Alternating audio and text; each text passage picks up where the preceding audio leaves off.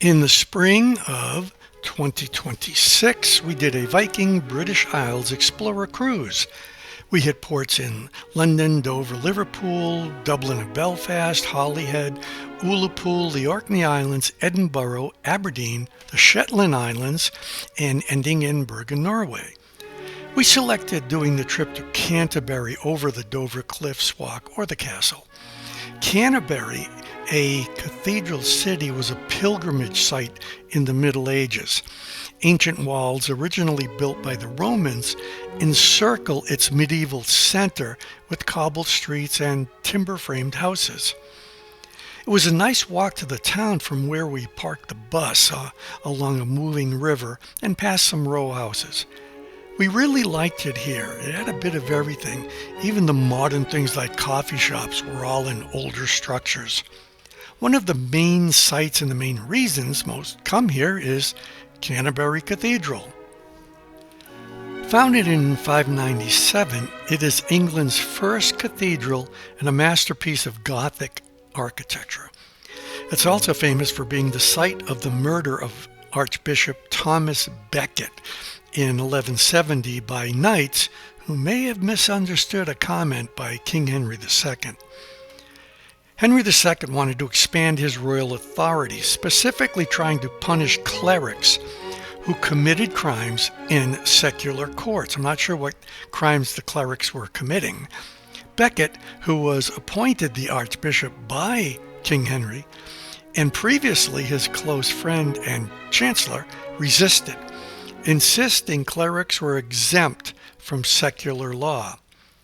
Becket's refusal to submit to the king's rule led to him being exiled to France.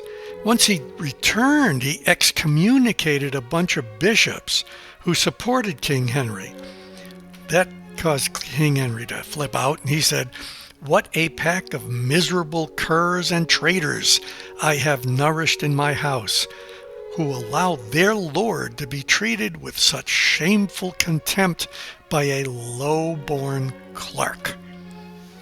Although King Henry did not directly order the killing of Thomas Becket, it may have been a furious outburst widely interpreted as a demand to remove the archbishop that led 4 knights to murder Becket in Canterbury Cathedral in December of 1170. The 4 knights heard the king's words, "Will no one rid me of this turbulent priest?"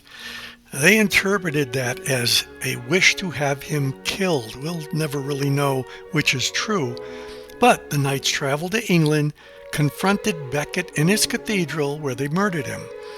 The act shocked Europe, turned Becket into a martyr, and forced Henry to perform penance to appease the church. In today's government, we have a fancier term for that. It's called deniable culpability. We have just come so far. None of the knights were ever arrested or charged. They just went on to continue doing knight stuff. Canterbury Cathedral is the mother church of the worldwide Anglican faith. One of the chapels was built to hold the remains of Becket, which were moved there in 1220, but the shrine was destroyed by Henry VIII in 1538. Although the cathedral was founded in 597, but it was completely rebuilt between 1070 and 1077, including after a devastating fire in 1174. The cathedral was previously destroyed by a fire in 1067, a year after the Norman conquest. Rebuilding began in 1070 under the first Norman archbishop. He cleared the ruins and reconstructed the cathedral to a design based closely on that of an abbey in Caen, France, where he had previously been the abbot, using stones brought from France. A French model? How dare they? The cathedral ceased to be an abbey during the dissolution of the monasteries, when all religious houses were suppressed. The cathedral was handed over to the crown in 1539, after they took an inventory of the goods in the cathedral, including the money that belonged to the monks, and all that could be moved was handed over to the master of the jewel house of the Tower of London. Then the king kicked all the monks out. In 1541, when the shrine to St. Thomas Becket was destroyed on the orders of King Henry VIII, any of the relics there were lost.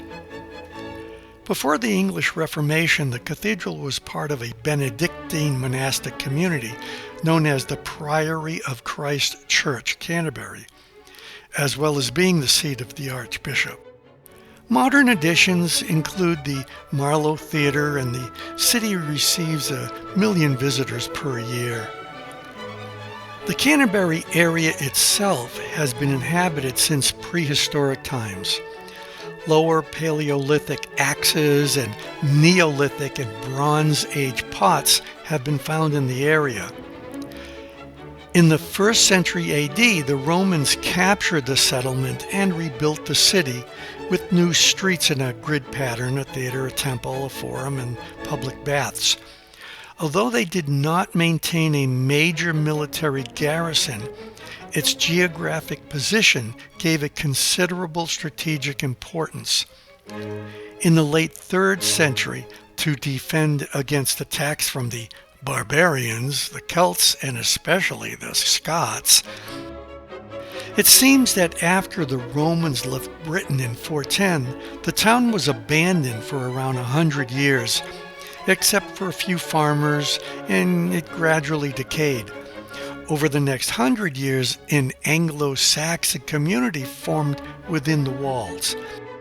The siege of Canterbury by large Viking armies in 1011 ended in the city being pillaged. Remembering the destruction caused by the Danes, the inhabitants of Canterbury did not resist William the Conqueror's invasion when he hit the area in 1066. In 1363, during the 100 Years' War, a commission of inquiry found disrepair, stone robbing, and ditch filling had led to the Roman wall becoming eroded. So between 1378 and 1402, the wall was rebuilt with all new towers. In the mid-16th century, many Huguenots experiencing persecution and conflict in the Low Countries fled and resettled in the reformed regions. Chaucer wrote the Canterbury Tales in Middle English to reach a broader audience, reflecting a growing sense of English identity and the increased everyday use of the vernacular over French and Latin. I am not sure if he actually was here when he did that. The Black Death reached Canterbury in 1348. At 10,000 inhabitants, Canterbury had the 10th largest population in England. But by the early 16th century, the population had fallen to 3,000.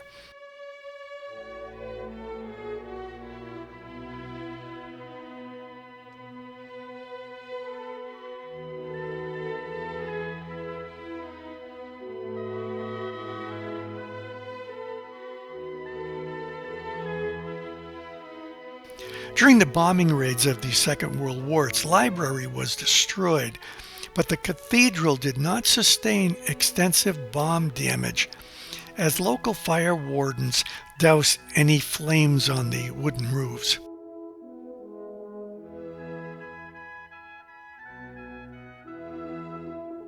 Even with the off-and-on rain, this was a nice place to come to. Probably a nice place to stay a night or two also. But for now, on to Dublin.